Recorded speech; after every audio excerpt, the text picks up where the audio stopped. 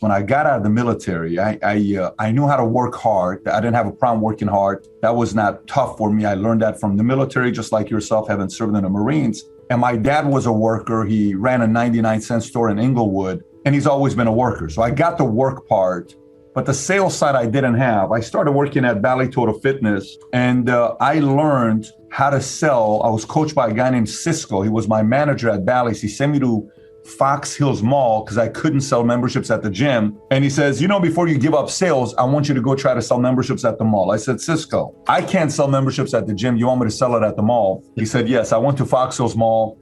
First day, I was standing behind the booth. I was so afraid to talk to anybody and engage. And the next thing you know, I came to the side of the booth because it was these two other guys. And I came in front of the booth, and one girl came in, bought the first membership from me, $75 down, $32. I remember till today, this was a $99. And I called Cisco. I said, Cisco, somebody bought a contract from me. He says, you got to be kidding. I said, no. So then I sold second, third, fourth, and I became rookie of the month. I became rookie of the quarter. Then I became rookie of the year. And then I saw the world from a completely different perspective once you learn how to sell, because it's almost a skill set of freedom. Whether if you ever see the girl, the hot girl in town who dates a guy that's maybe a 5 or a 6 and she's an 8 or a 9, and you're wondering, how the hell does she end up with them?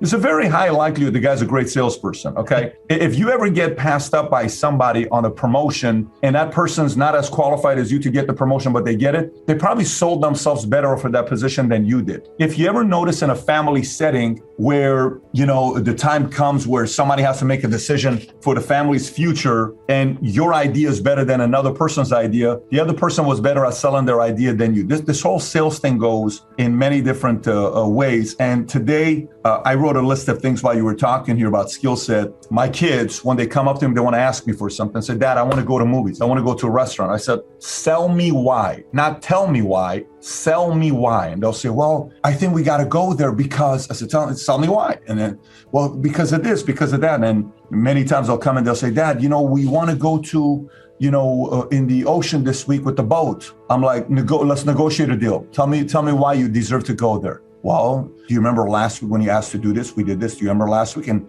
what if we do this? And what if we do this? So I think the skill set of selling, negotiation, reading people, intuition is probably some of the most important skill sets, because you are right. I think they are going to try to impose their power and force to take away more freedom if you allow it to. But if the right people stay a little paranoid and they read them a little bit better and you have some intuition to know that nothing's more important than your freedom, if we fight back, I don't think they'll be successful. My dad, he was a worker, but he was always stuck with where he was at. My family with where they were at. But the biggest thing listening to the story of your father is your dad wasn't afraid to go up. So maybe he wasn't a good salesman. Maybe he wasn't a entrepreneur, but the guy definitely had courage to go up against his former boss as a governor. And that courage was definitely passed down to his son with the courage you got to do what you do in the books you write and the buttons you push and the predictions you make and the controversy and the opposition you face. You piss a lot of people off with some of the things that you talk about, but you're comfortable doing that because you got the right genes there. No, I will say a couple things to you. I think the one word I think about is, how can a person be irreplaceable, right? That's how you increase your market value if you are irreplaceable. So how do we become irreplaceable? To me, if a person's a W-2 person, let's pick a engineer, a coder, okay? And a person produces the software for you. They're so good of a coder that they've had so many years of building that code for you, the software for you. They are somewhat irreplaceable where you kind of need them. Like, listen, here's what I've done for you. I've developed software for you that's made you $15 million. I think I deserve a raise. I think I need to be at 285. I think I need to be at 140, 120, whatever the position of this person is. You're irreplaceable, right? So somebody may be watching the same pattern. I'm not somebody that went to school to be an engineer. I can't be a coder. That's not me. Great. You may be watching this and saying, well, what other way can I be irreplaceable? Well, if you learn how to make your own money without somebody paying you that money like a job, if you learn how to make your own money independently, if you don't rely on the government to support you, if you don't rely on your parents to support you or anybody to support you, independently make your own money, you're essentially irreplaceable. So the more irreplaceable people that we have that are not leaning and relying on an organization, institution, or the government to take care of them, taxes goes lower. There's a lot of things going on today, but my biggest thing would be whoever I am that's listening to this, whatever country you're living in, we're seeing a lot of this stuff taking place all over the world. Number one thing you got to do to be irreplaceable and have a lot of backing when you speak and have a lot of weight is, one, go make your millions. Two, make the investments to be protected financially yourself, your family. You don't have to worry about what somebody else is going to do to you. If you accept a job or career or whatever you're doing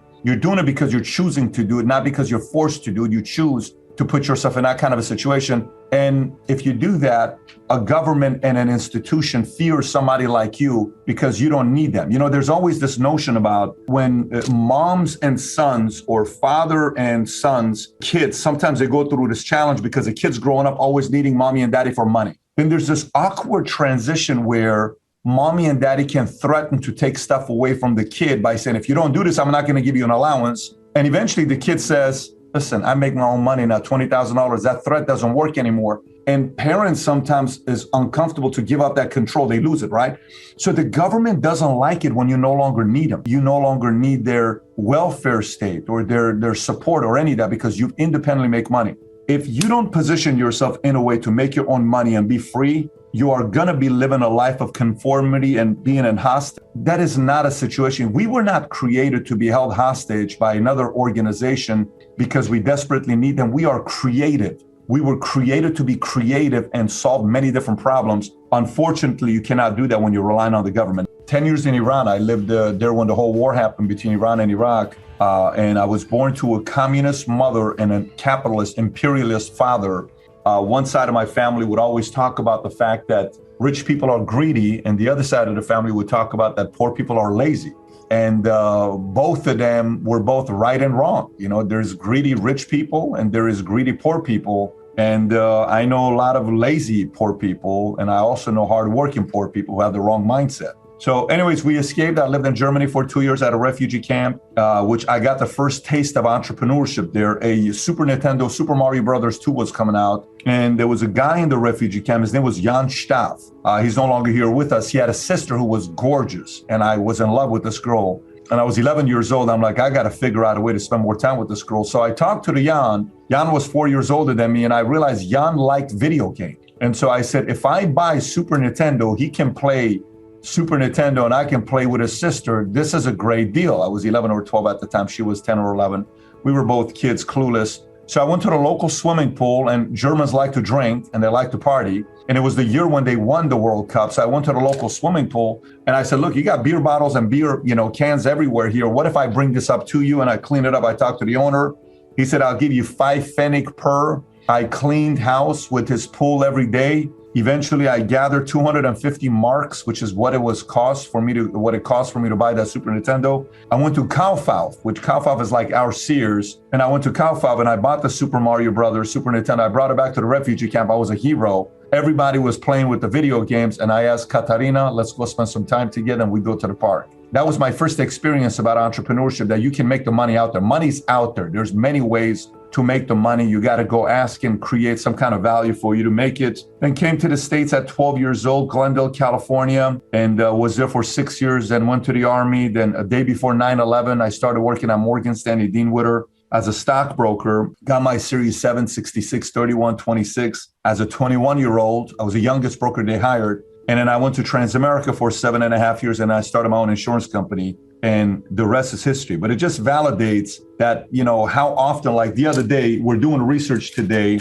on politics, and we were watching a lot of old JFK interviews. And I want to read something to you that JFK said in regards to taxes. So, most people think about taxes and like, well, we got to tax the rich. It's not fair, the fact that they don't pay enough taxes. Here's what Kennedy once said. On September 18th, 1963, Kennedy said, a tax cut means higher family income and higher business profits. In a balanced federal budget, a tax cut means a balanced federal budget, said by a Democratic president. Every taxpayer and his family will have more money left over after taxes for a new car, a new home, new conveniences, education, investment, Every businessman can keep a higher percentage of his profits in his cash register or put it to work expanding or improving his business. And as the national income grows, the federal government will ultimately end